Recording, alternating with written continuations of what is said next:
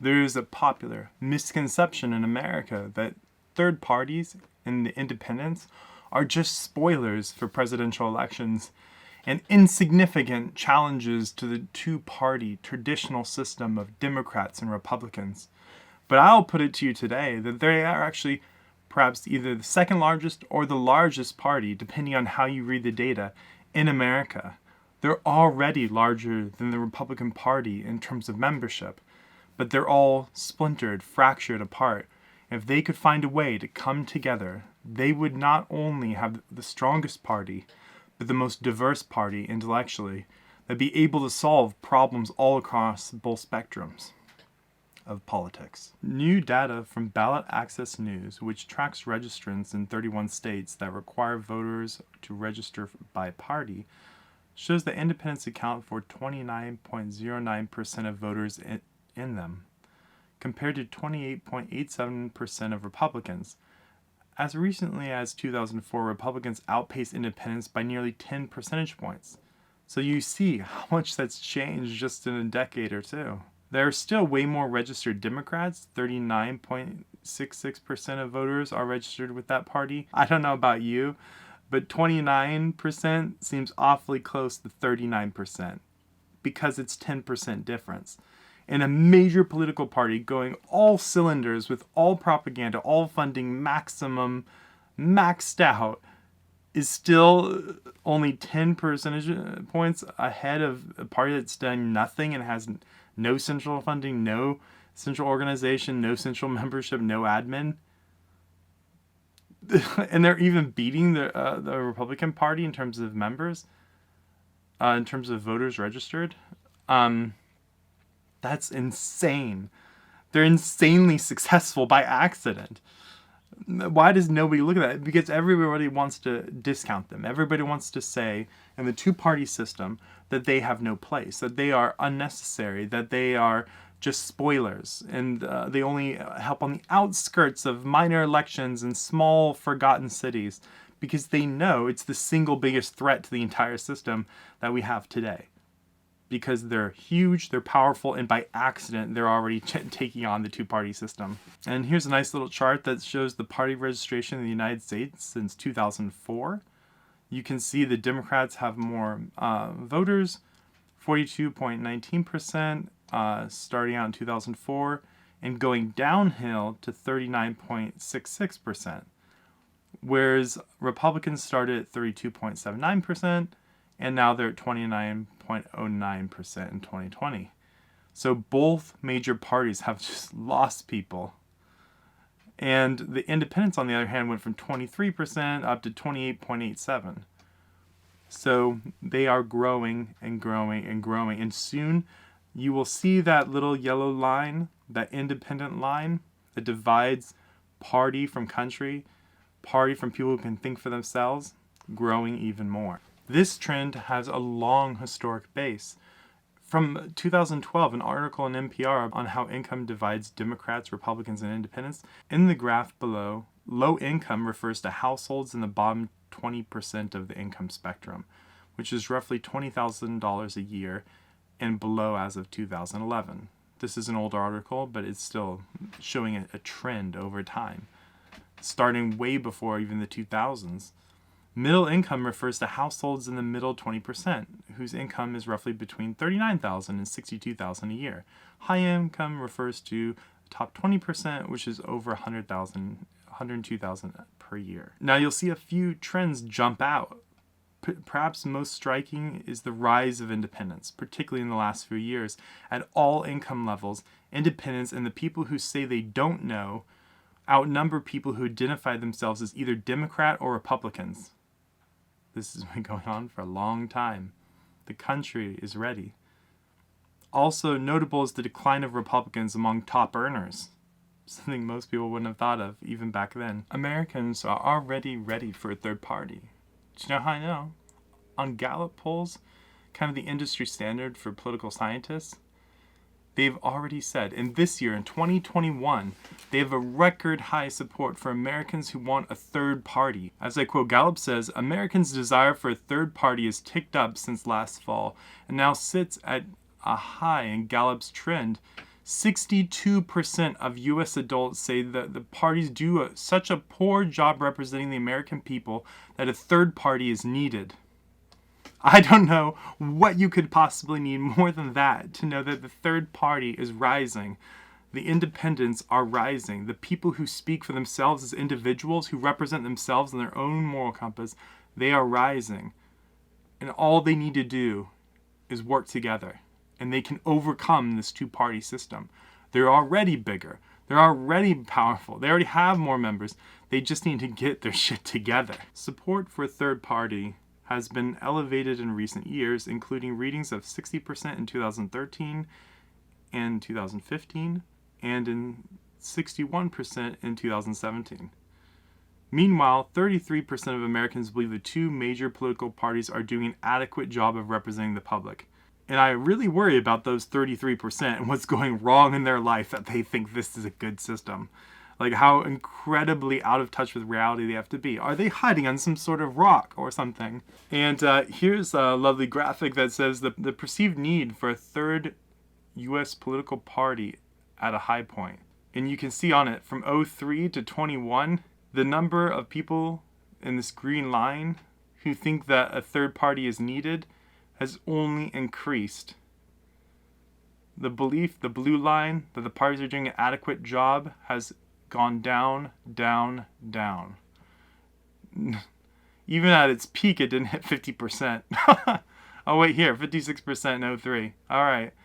So for some reason, that's after 9/11, so there's more of a sense of unity around there the last 2 years after 9/11, so there's probably more.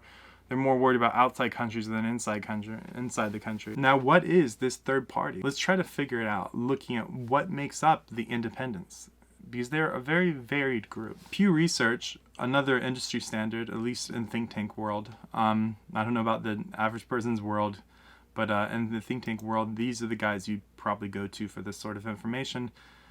I do disagree with a few of these facts here, but the 6 facts about U.S. political independence. So it has the right title, at least.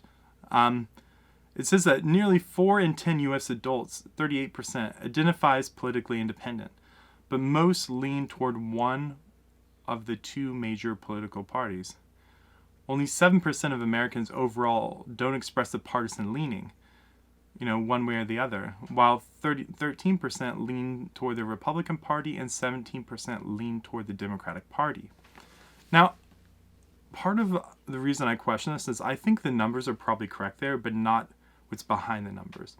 And most people in their day-to-day life do not have time or go through the enormous amounts of self-auditing it takes to make up your own political belief system. They just, for convenience sake at least, if somebody asks you, like an elevator pitch sort of thing, just a quick summary of your beliefs or what side you lean on, for convenience sake, most people say, oh, I lean left or I lean right, just to give people a taste of kind of what you're going for. In reality, you probably disagree with 50, 60 different points with that party, major contentions, but you say left or right, just simply to shut somebody up or to get people to they want to label you, so you give them a label. You're like, oh, here for convenience sake.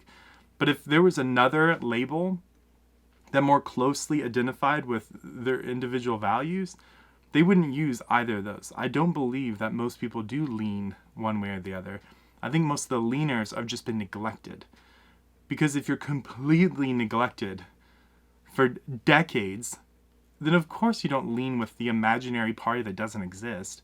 You're just going to pick one of the 2 where all media and all narratives and all talking and all discussion are centered around. And then just see how far away you are from that point. Not actually going close to this point and having your own definition. You're just further away from whatever the obvious thing is. And so once there's an established alternative, I do believe that these definitions will change significantly. But that's yet to be seen. And that's why I have the contention with the second point, which is that independents who lean to one of the 2 parties are often much closer to partisans in their views than they are to independents that lean to the other party. So independents who are more left or more right tend to stick with more left or more right. And that's a tribal thing. That's political tribalism. And like I said, I don't think that's because of any inherent quality. That's because there's no option. So it's kind of saying, like, do you like white chocolate or dark chocolate? well, I don't know, maybe they like milk chocolate, or maybe they like strawberry chocolate, or I don't know, whatever, the million different kinds of chocolate with hazelnuts in it. If you only have two choices and they've only ever tasted the two choices, how are they supposed to even know what their real preference is? Like, that's just impossible to actually have an accurate number on. And they know that. This is just the best you can do today. So read it with a grain of salt. On some issues, there are significant differences between leaners and partisans, between the Republicans and Republican leaners, or Democrats and Democratic leaners. Nearly 6 in 10 Republican-leaning independents, for example, currently favor allowing gays, lesbians to marry legally, compared to 37% among Republican identifiers. So the independents tend to be much more, doubly so, socially progressive than the traditional Republican partisans. So they tend to be more on towards the libertarian side of the spectrum. At least that's what this is saying. And while clear majorities for both Democrats and Democratic leaners favor same-sex marriage, Democratic-leaning independents are somewhat more likely than Democrats to hold this view. So 82% versus 71%. So even amongst the Democrats, the independents tend to be more socially progressive. I think you'll see whenever you look at data for independents that independents tend to favor the autonomy of individuals to make decisions for themselves and not being coerced by a party or by the government into thinking a certain way. They're fiercely independent in terms of an individual's right to make choices for themselves. So I think that's what that is. It's not necessarily that they have very strong views on it, but so much that they think that you just don't walk on people's liberty, whether they're left or right. A perfect example of this personal choice and personal liberty is that it goes on to say, in a survey last fall, clear majorities of Democrats, 69%, and Democrat-leaning independents, 75%, once again more for the Republicans, and once again more for the independents. Republican-leaning independents, 60% favored marijuana legalization, but Republicans were divided, 45% favored and 51% opposed. So once again, independents want the liberty of the individual.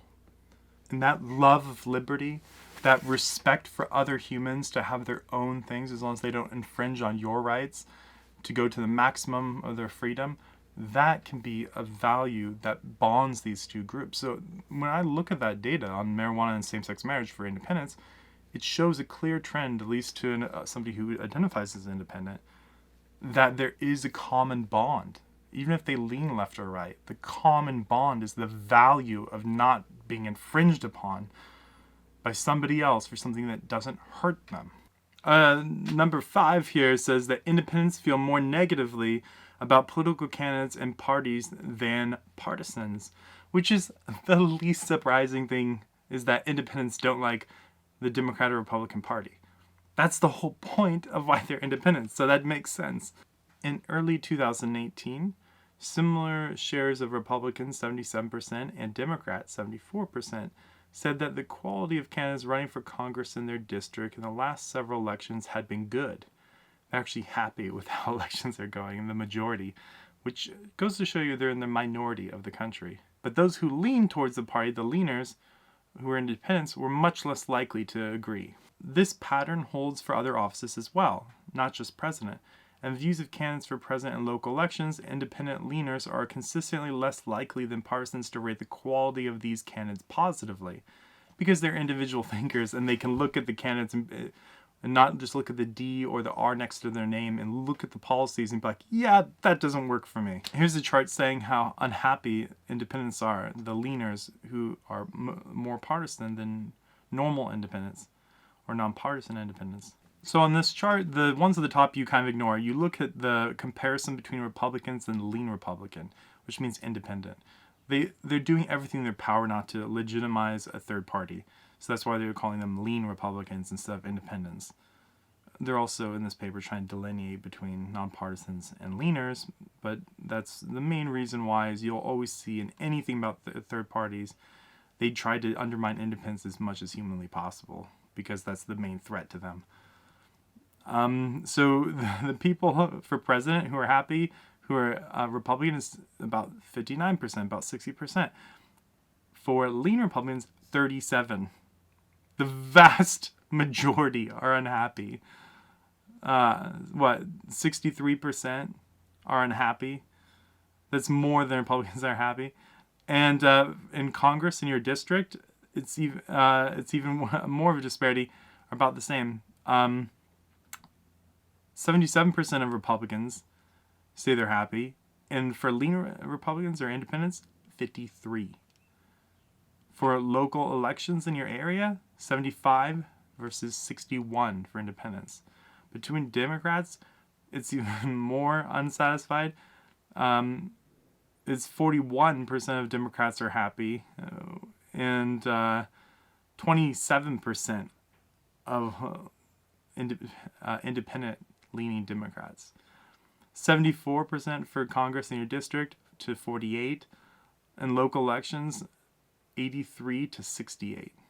Basically, independents know that there's a lot of low-quality people running for office in their area, or have values that have nothing to do with what help their communities or the people who vote for them.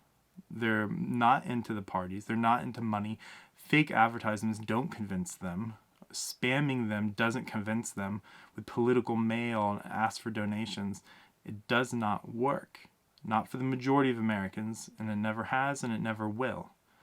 When we wake up and we realize that, and we decide to make a third party, we have strong ground to stand on. Number 6 here is that independents are younger and more likely to be male than partisans. That's just, that has more to do with how they count it, because they don't really count people who don't register for either party. So those numbers would change for independents when you include those independents who don't even decide to sign up or register to vote. The nonpartisans have always been a smaller part of the independent movement, because they're like the stronger hardcore. Like the radical left and the radical right, they're the radical moderates. They're the moderates like myself who hold them to a higher standard, who say that don't take donations from any donors that will sway your opinion one way or the other. State effects as much as possible. Don't come up with political ideology. Just get in there and solve problems with whatever tools you have available. Do whatever if your public says votes for something, you represent them. Even if you don't personally agree with it, your job is to represent them, and you represent them accurately and do the best job you can to be a leader who leads with what the people want. That's kind of a radical idea, not taking donations and being able to just follow what the people say without your own ideology being imposed on them. So the nonpartisans have always been a smaller part, for now, of the independent movement. And I think in the future they will grow to be the main part as they recruit different parties together. Because the nonpartisans are like the glue that holds the fabric together of all the different varying opinions into one civilized, centralized group based on a common desire for a functioning third party that represents the people and not ideology or money. It says number here, for independents, particularly the 7% of Americans who don't lean toward a party, are less politically engaged than nonpartisans. In a survey conducted shortly after November 2018 midterm election, just a third of those who don't lean toward either party, 33%, reported voting. The vast majority who don't lean didn't even bother to get engaged, and that's where the real Americans are hiding. And the ones who don't register, don't show up, don't vote, they're resisting by not participating because they don't feel that the system, it's bought and paid for, so they don't even bother. Democratic leaners, 48%, and Republican leaners, 54%, were considerably more likely to say they voted, though both groups reported lower rates of voting than partisans. So even the most left or right leaning independents still don't show up as much because they still don't believe in the efficacy of the system. The system is broken to a point where they know that their vote is not going to be counted in the way it's rigged currently. The larger question here may be, why did two parties dominate if the independents, there's so many of them and they're so powerful by accident, they influence things. And, they're not just spoilers. They're a representative of a larger group of Americans, both registered and unregistered. Well, why then is it still just a two-party system? The answer to that is quite simple. It's too divided. They've all kind of made their own little party in their own little kingdoms, and nobody's ever bothered to appeal to the third party generally. And nobody's ever bothered to appeal to independents or make an independent party, which you could easily do, and just say, you can join us if you represent your people, and we focus on good leadership and good governance, and we don't focus on a particular political philosophy. We just focus on whether you do your job as a representative well. That can bring people together. That can be a common thread between all the libertarians, the Reform Party, the Green Party, the Constitutional Party, the Natural Law Party, or whatever these more radical parties are. All these parties, they have some good people sprung between them. And if you genuinely want to work with them and genuinely go, you can do you. I just want you to represent your people and work together to raise funds so that we can run competitive elections for all independents, regardless of their beliefs. We believe in them. We believe in their ability to decide for themselves what is right or wrong. A party does not need to lecture somebody on what is right or wrong. They shouldn't be a leader if they do. You don't need a party philosophy. You need organization, and you need people to run as individuals, as independents.